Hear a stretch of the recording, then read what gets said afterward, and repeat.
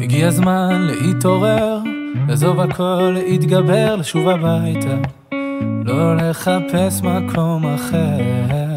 הגיע הזמן להשתנות, גם אם פספסנו תחנות, אפשר לרדת, יש רכבת, חזרה לשכונות. הכל אפשר רק אם נרצה, המחפש תמיד מוצא, גם אם הוא נמצא אישה מרחק בקצה.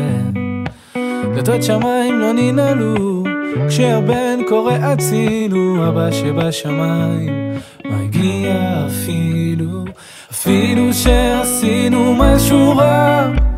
הוא מוחל וסולח, מוחל וסולח, מושיט ידו לעזרה ונותן ברחמיו את הכוח לתקן ולשוב אליו.